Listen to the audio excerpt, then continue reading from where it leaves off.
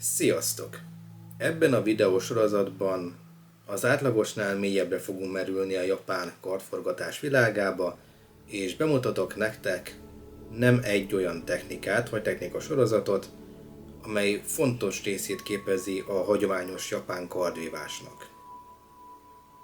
Ezt a videót iskolám egyik legfontosabb technikai kurikulumával fogom kezdeni. Inazuma, avagy villám. Az Inazuma Dojo névadójának is tekinthető kata-sorozat az iskola kihon, avagy alapozó részét képezi. 5 gyakorlatot tartalmaz, pár alapvető támadó és védekező technikát. Az első 4 katában az uchidachi, támadó avagy mesteroldal, idézőjelesen győz a shidachi, védekező vagy diák oldal ellen. Míg az utolsóra ez a szerep felcserélődik. Ezt a sorozatot tanítjuk minden kezdőnek, függetlenül attól, hogy tanultam már valamilyen vívás stílust korábban vagy sem. Megtanít arra, hogyan mozog karddal a kezedben, miközben küzdesz egy ellenféllel. A kata létrehozása egy Chikishinkage-ryu oktatóhoz, Yokokawa Kintarohoz köthető. Yokokawa sensei, az iskola, sajnos napjainkra már szinte kihalt Fujikawa ágát tanulta. Mivel kiskorúakat tanított kardforgatásra, megalkotott több olyan sorozatot, melyet rávezetőnek használt a komolyabb, összetettebb formagyakorlatokhoz. Ezek voltak a Kesagake, mai nevén ezt hívjuk Inazumának, valamint a Jupponichi, avagy első 10 nevű katasorozat. Ezek az iskola fiatalabb formagyakorlatai közé tartoznak, mivel a szamurájok korának alkonyán kerültek bele az oktatási anyagba.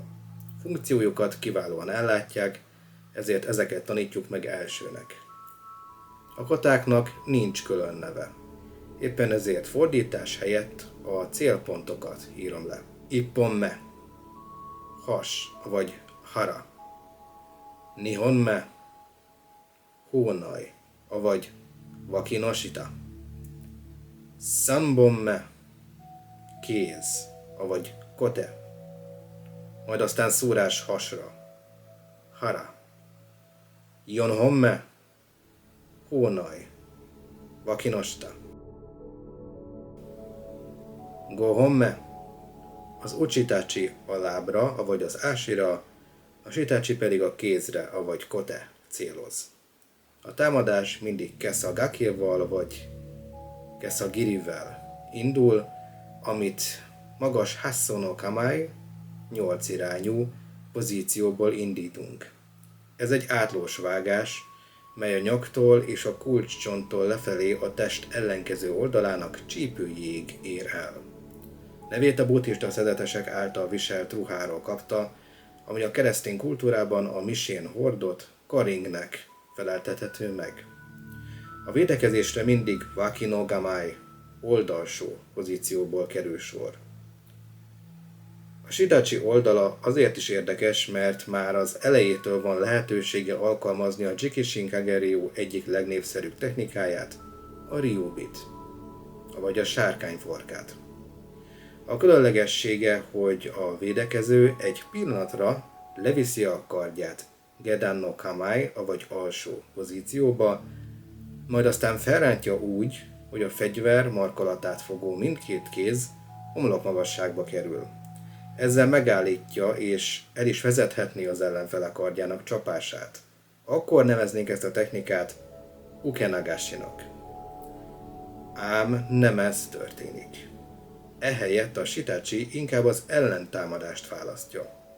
A támadást az uchitachi ugyanúgy a ryubival fékezi meg, majd a következő támadásra már betalál a fent olvasható célpontok valamelyikére.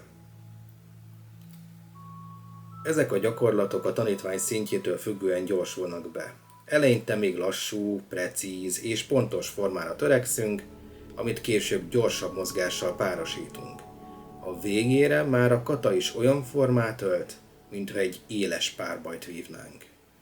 Mivel a Chikishinkage-ryu aktívan gyakorolja a Shiai Geikót, avagy a párbajedzést, ezért már az elejétől kezdve arra törekszünk, hogy a diáknak lehetősége legyen tesztelni a tanultakat. Odafigyeléssel és biztonságos körülmények között zajlik a szabadvívás gyakorlása, a tanítvány szintjétől függő intenzitással. A lényeg nem a pontszerzésen van, hanem a technika tiszta kivitelezésén.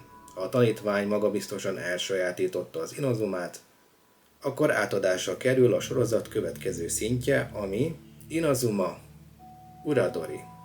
Az évtizedek nyomán a mesterek hozzáadtak, kiegészítettek elemeket az Inazumában. A legfontosabb ilyen az Uradori sorozat, mely lényegében az Inazuma továbbgondolása. Avagy mi történne, ha a Shidachi ki tudná védeni a halálos csapást, és a saját előnyére tudná fordítani a harc kimenetelét. Az Inazuma Uradori egy ellentámadásokat oktató katasorozat, mely pár lépéssel tovább gondolja az alap Inazuma mozgását, valamint a kata végére megfordítja a szerepeket, és az Uchidachi helyett a Shidachit teszi meg győztesnek, kivéve az utolsóban, ahol ez a szerep ismét megfordul.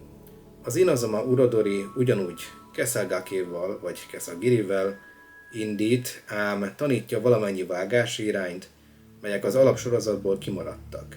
Többek között előkerül a Kiriage, alulról fölfelé indított átlós vágása vagy egy fordított kesza, a Hari elütés és a Makiotoshi, ami tekert ütést jelent.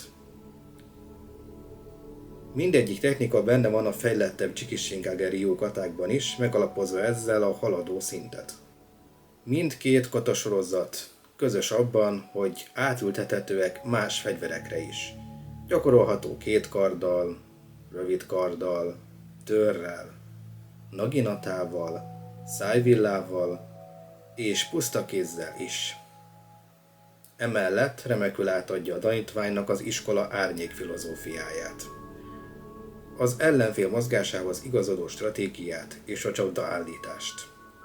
Az Inazuma sorozat elsajátítása után szoktuk tanítani a Juppon Ichit, de arról majd egy másik videóban fogok beszélni.